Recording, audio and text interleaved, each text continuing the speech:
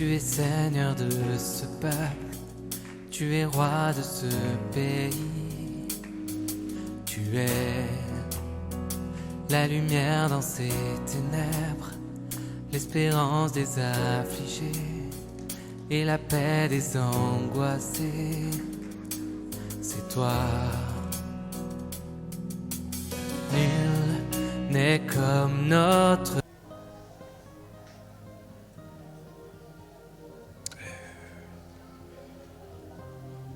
Je disais que nous allons aborder ou nous allons entamer une nouvelle série consacrée sur la plénitude de Christ. Et aujourd'hui, nous commençons, vous le remarquez déjà, les 8 premiers versets du chapitre 1 de l'Épître aux Colossiens, que nous allons exploiter sous le thème la gratitude pour le salut. Mais si vous vous intéressez à l'étude renforcée, vous verrez qu'il y aura 2 parties intéressantes, où la partie consacrée à la salutation et l'autre partie consacrée à la gratitude. Et les 2 premiers versets, vous verrez que c'est consacré à la salutation.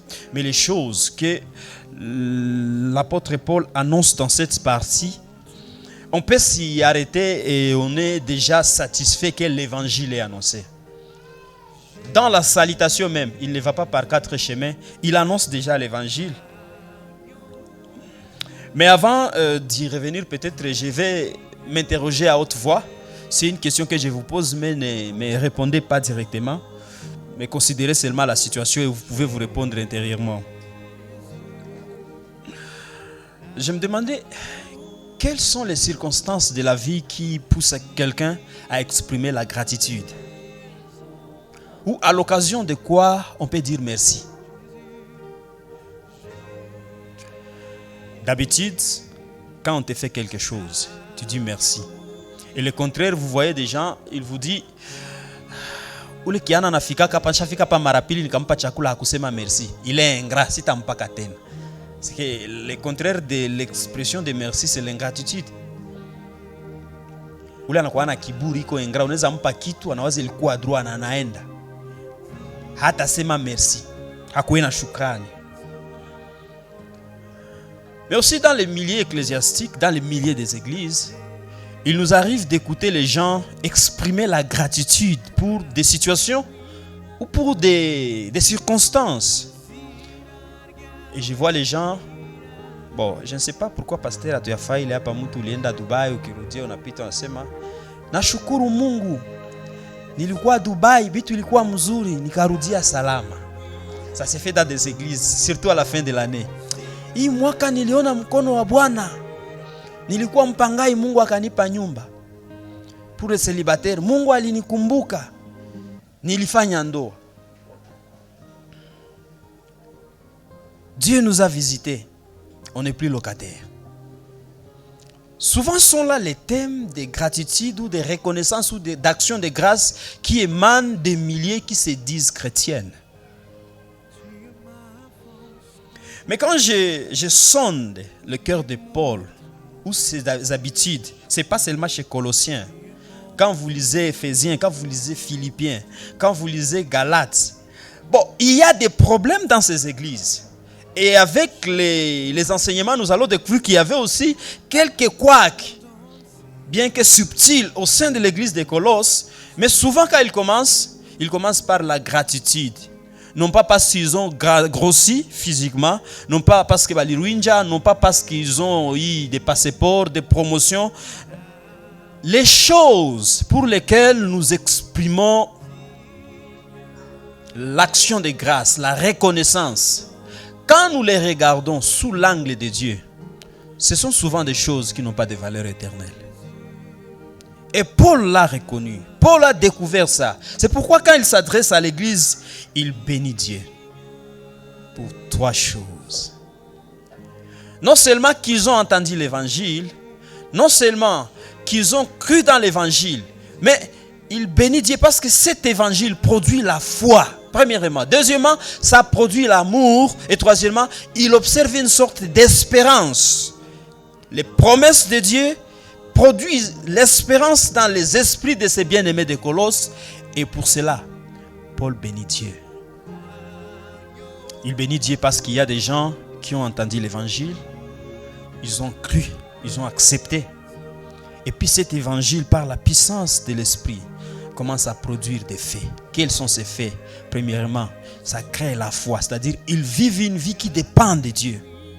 Ils mènent une vie, ils ont confiance totale en Dieu dans leur marche. Et pour ça, Paul bénit Dieu de voir qu'il y a des gens qui sont sauvés et qui mènent des vies dévouées à Dieu. Et devant toutes circonstances, ils disent, Dieu, je te fais confiance. Ça, c'est la foi.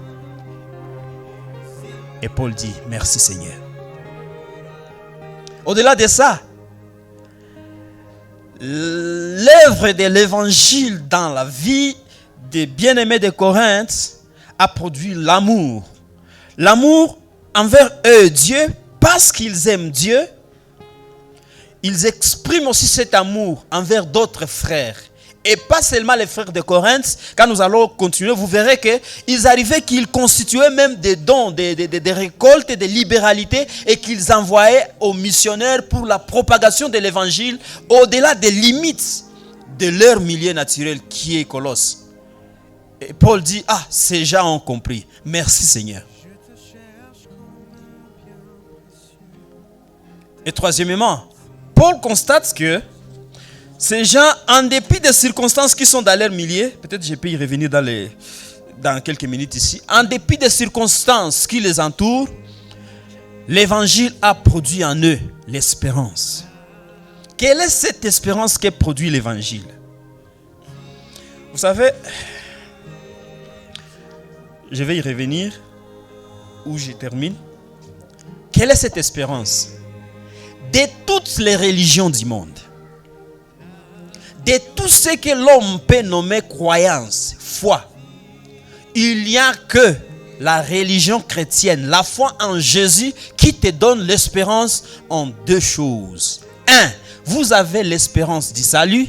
2, vous avez l'espérance de la vie éternelle. Seul l'évangile de la Bible donne ça. Ailleurs, non. Mahomet peut venir, il te dit, sois pieux, fais les aumônes, fais tes ablations, mais un jour tu passeras au jugement et Allah lui-même va peser si tes bonnes œuvres ont pesé sur tes mauvaises, et là il te repêche. C'est-à-dire, tu marches dans une croyance, mais tu n'as pas l'assurance du salut, tu n'as pas l'assurance du pardon et la rémission des péchés, tu n'as pas l'assurance de la vie éternelle. Mais l'évangile de la Bible, nous allons y revenir. Et vous serez émerveillés. Les hindous, vous intégrez, vous marchez, on vous dit la piété, méprisez la chair, concentre-toi sur la croissance spirituelle, et puis rassure-toi que tu ne causes pas autant de maux aux gens, parce que si tu meurs, il risque que le karma fasse à ce que lorsque tu reviendras encore, parce que meurent, ils pensent qu'ils reviennent encore, ils viennent, et le karma, tu dois payer tout ce que tu as fait ici. Mais l'évangile de la Bible te dit, tu n'as pas à payer, il y a quelqu'un qui a payé. Et cette assurance, quand Paul découvre que ces gens ont compris, il dit merci Seigneur. Et c'est des choses pour lesquelles il faut remercier. Pourquoi? Parce que même ici, dans notre temps, nous avons des gens qui se disent chrétiennes, mais n'ont pas l'assurance du salut. Nous avons des gens qui se disent chrétiennes, mais n'ont pas l'assurance de la vie éternelle. Je me rappelle, on était à un dé un jour, et un bien-aimé, il a compris l'évangile celui-là. Et il a dit, le vieux meurt, mais un jour, je le verrai au ciel. Et puis, dans les détails, je vois un pasteur de son état, qui est en train de critiquer assez.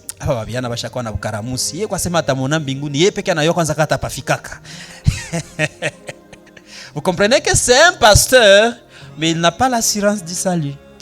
Il n'a pas l'assurance de la vie éternelle. Mais Paul, ils ont compris ces choses et il bénit l'Éternel. On est dans quelle situation? Paul se trouve en prison à Rome. Dieu a orchestré qu'il soit en prison pour la cause de l'évangile. Il le dit à l'épître aux Romains. Et à Galates aussi, il le dit là, vers la fin, je crois. Et puis, il est entouré des compagnons dans la marche. Les Timothée, les Epaphras, les Tichik. Puis, comme on a pigé ma solo en prison.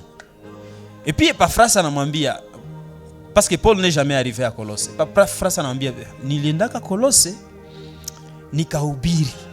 batu bakaamini na tukaanza kanisa kule. Na tukabale watu kugisi niko naona banakomala. Mimi naona biko na upendo, banapenda Mungu, banaamini na biko na tumaini ya uzima wa milele. Paulo anasema wow.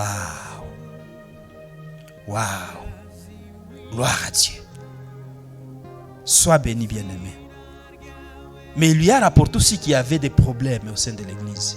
Et ces problèmes étaient liés à la doctrine. C'est-à-dire, il y a des judaïstes qui poussaient les gens à judaïser. Mais au-delà du judaïsme, parce que c'était un milieu relativement intellectuel, on voulait initier des gens à mélanger l'évangile avec des pratiques philosophiques du temps et du stoïcisme. Or, vous vous rappelez que nous croyons que l'évangile plus rien égale tout. Jésus de la croix plus rien égale tout. Alors Paul trouve que ça c'est trop dangereux à la longue pour la marche de la foi. Lorsque l'évangile doit être mêlé à d'autres condiments pour que ça soit réellement épicé. Et c'est pourquoi il prend maintenant le temps de s'adresser à eux à travers une correspondance qu'on appelle une épître. Où maintenant, moi je m'arrête ici, je sais que les bien-aimés qui viendront vont voir comment il oriente les gens à vivre la plénitude en Christ. C'est-à-dire quand vous êtes en Christ, vous avez tout. Quand vous avez reçu Christ, le salut de Dieu est parfait, complet et vous n'avez pas besoin d'y ajouter quoi que ce soit. Marchez dans cette assurance.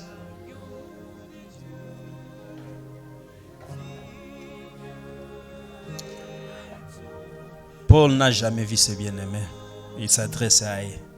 Et vous voyez qu'il s'adresse à eux avec un cœur plein d'amour, mais aussi de soucis pour leur marche dans la foi. Où il revient sur beaucoup de thèmes de l'évangile, des grâces, la plénitude en Christ. En Christ, vous avez tout. Vous n'avez pas besoin de vous circoncire pour être agréable devant Dieu. Vous n'avez pas besoin de négliger votre corps pour vous consacrer sur une spiritualité improductive parce que l'évangile de la grâce suffit.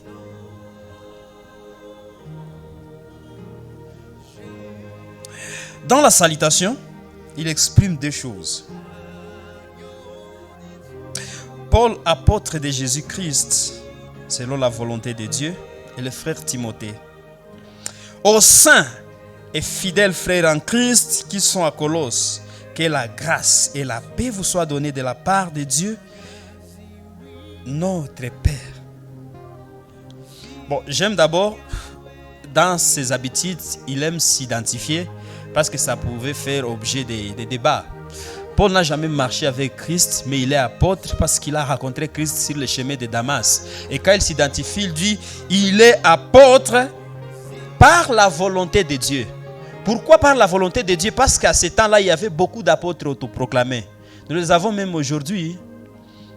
Un humain qui s'appelle Archange, un humain qui s'appelle Séraphin, Chérubin, et qu'on a Vala Makanzouye, Moutawa. Vous savez, qui t'a appelé à ça dans notre alliance? Qui t'a appelé à ça dans notre dispensation? Il y a d'autres même hezina kukusalimia. Et surtout avec les réseaux sociaux, mchungaji anakia ba mama nikutosha kikwembe moya moya banapanda. Na ule uangala tembelea kubikwembe make angali mpole anajisaidie parce que quand vous arrivez dans des milieux comme Nigeria, Afrique du Sud, même à certaines parties à Kinshasa, mchungaji anakia watu wanalala chini kwenda na batembelea kwa migongo. Mtu wa Mungu apashi funyaga budongo. Mais lui il dit, je suis apôtre. Pas autoproclamé, pas apôtre ou self-made man. Hein? Pas apôtre auto-fabriqué, mais par la volonté de Dieu. Dieu m'a mis à part pour être son envoyé, son apôtre. Et cet apôtre-là, il a compris ce que produit l'évangile et j'aime un peu cette salutation.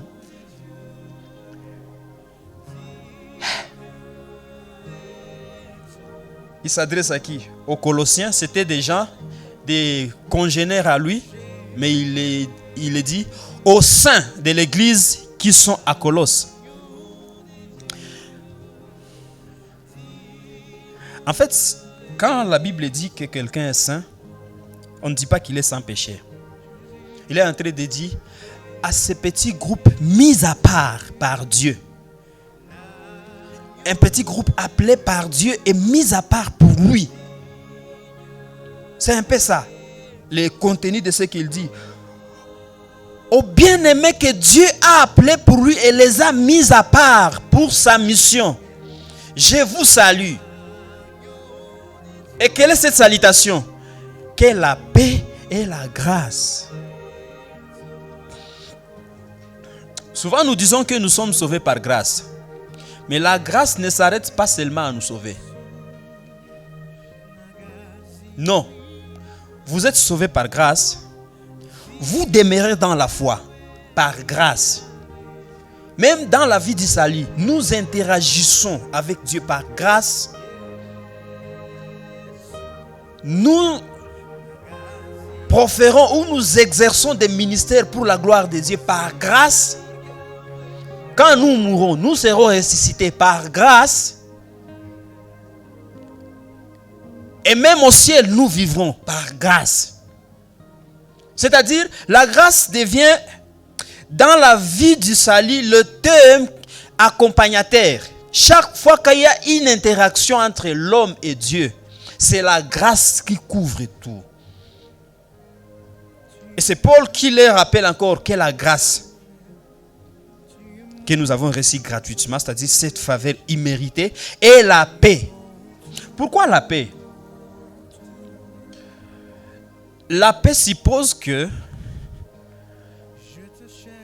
ils étaient dans une condition, on va y revenir un peu tard, ils étaient dans une condition où ils étaient hostiles, ennemis de Dieu.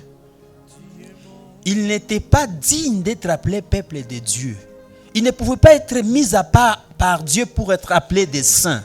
Mais parce que Dieu l'a résolu, gratuitement il leur a offert cette faveur, alors la paix là qui règne entre nous et Dieu, c'est le résultat de l'œuvre de Christ sur la croix. Alors, étant chrétien, peuple de Dieu, sachez que nous sommes en paix. Ça devient maintenant la paix entre nous et Dieu. C'est le vœu de Paul, que cette paix-là, non pas que Paul décrète ça, mais il les rappelle ça. Pourquoi? Parce que souvent nous oublions. Nous oublions qu'à cause de l'œuvre de Christ sur la croix, nous sommes en paix avec Dieu. Et c'est pourquoi beaucoup de chrétiens, parce qu'il n'a pas l'assurance du salut. Quand vous avez l'assurance du salut, vous avez quoi? La paix. Quand vous avez l'assurance de pardon de vos péchés, vous avez la paix. Quand vous avez l'assurance de la rémission, vous avez la paix. Quand vous avez l'assurance de toutes les promesses de Dieu en Christ, vous avez la paix. Et il les rappelle. En dépit de tout ce bruit autour de vous, rappelez-vous que Dieu vous aime par grâce et vous êtes en paix avec lui. Quelle salutation. J'allais même m'arrêter par là parce que c'est déjà la bonne nouvelle. Ils sont mis à part par Dieu, appelés pour lui, et ils sont peuple de Dieu. Parce que nous allons parler de la gratitude pour le salut. Avançons un peu les 5 derniers versets et voyons quelle est la pensée de Dieu par rapport au thème salut peut-être. Verset 3, Colossiens 1. Nous rendons grâce à Dieu, le Père de notre Seigneur Jésus-Christ, et nous ne cessons de prier pour vous. Ayant été informés de votre foi, ça j'aime, en Jésus-Christ et de votre amour pour tous les saints, à cause de l'espérance qui vous a été réservée dans les cieux, et que la parole de la vérité, la parole de l'évangile vous a précédemment fait connaître.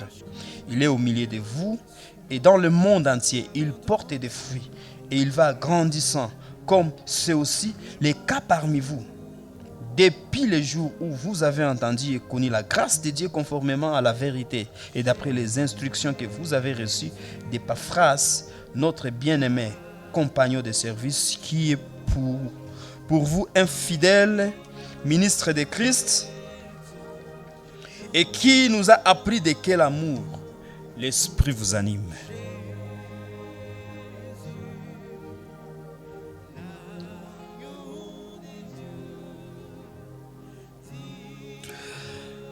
Quand Paul s'adressa à des gens qui vivent sur terre et les qualifie de saints, Je pense que jusqu'à aujourd'hui, beaucoup de gens n'ont pas compris que quand nous sommes sauvés, le miracle qui se produit, c'est que nous sommes nés de nouveau. Et cette nouvelle naissance concerne notre esprit. Quand l'Esprit de Dieu revivifie notre esprit mort au péché, nous revenons à la vie. Étant revenus à la vie, Dieu nous met à part pour lui et nous devenons des saints. C'est contraire à certaines religions, grandes ou petites, où tu vis, tu mènes toute une vie, les hommes observent.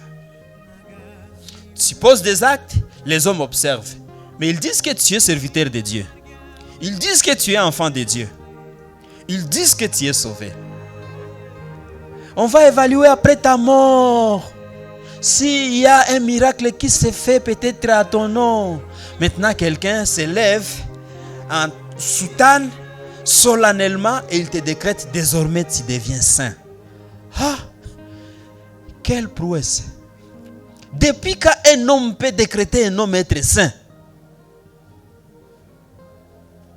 un pécheur né dans le péché,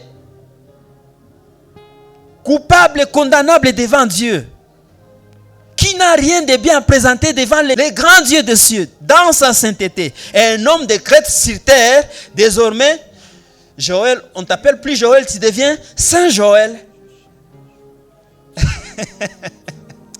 Dieu a mis fin à cette confusion, bien-aimé.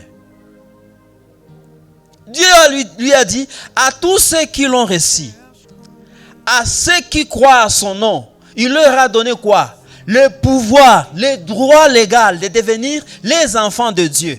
Et le matin, nous l'avons étudié dans la méditation. Vous serez saints comme moi je suis saint.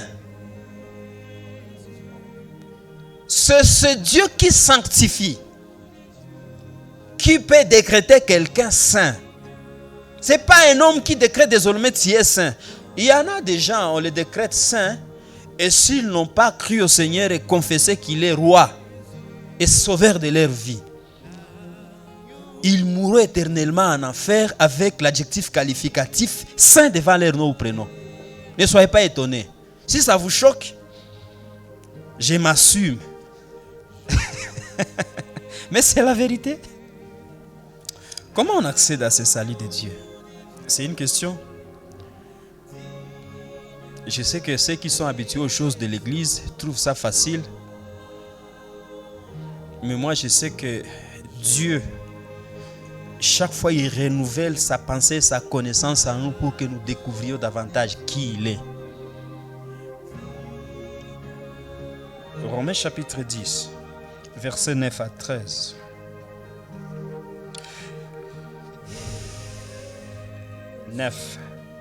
Si tu confesses de ta bouche le Seigneur Jésus, et si tu crois dans ton cœur que Dieu l'a ressuscité des morts, tu seras sauvé. Je répète, si tu confesses de ta bouche le Seigneur Jésus, et si tu crois dans ton cœur que Dieu l'a ressuscité des morts, tu seras sauvé.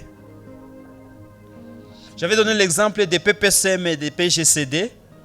Et j'avais dit que le syndrome adamique est à l'œuvre encore dans nos vies. Quand Adam pêche, au lieu de se retourner vers le Créateur, lui demander ce qu'il faut faire, il prend les feuilles de figuier et couvre sa nudité. Mais Dieu enlève ça. Parce que c'était déjà l'ombre. La personne de Christ venant sur la terre, il a résolu l'équation et l'a laissé à la simple expression de sa valeur, le salut. Tu confesses de ta bouche, tu crois dans ton cœur, tu es sauvé. On ne te dit pas jeûne 4 jours, fais des neuvaines, coupe les cheveux, arrête ceci, fais cela, fais effacer les tatouages. Non, confesse, crois, le salut de Dieu est là. Et si je peux continuer, car c'est en croyant du cœur qu'on parvient à la justice, et c'est en confessant de la bouche qu'on parvient au salut. Selon qu'il est écrit, j'aime le verset 11, quiconque croit à lui ne sera pas confus. Et verset 13 renforce encore, car quiconque invoquera le nom du Seigneur sera sauvé. C'est ça la beauté de ce que je vous disais. Il n'y a que l'évangile de la Bible qui vous donne une telle assurance. Que si je convoque, si je confesse le nom du Seigneur, je serai sauvé. Seul dans la Bible tu trouves ça. Seul le Jésus de Nazareth, crucifié et ressuscité, te donne une telle espérance. Et à Paul d'ajouter quand il s'adresse à l'église d'Éphèse. À Éphésiens chapitre 2.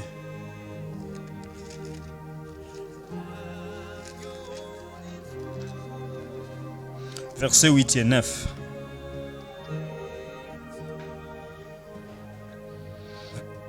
Verset 8, Éphésiens chapitre 2, page 1144.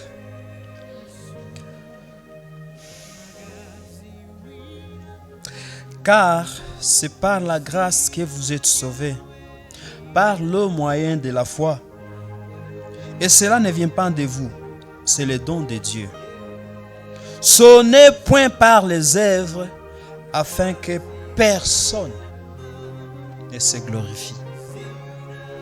On est sauvé par grâce au moyen de la foi. Ce n'est point par des œuvres, afin que personne ne se glorifie. Alors, si ce n'est point par les œuvres que nous sommes sauvés, alors ça veut dire que nous avons besoin d'un sauveur.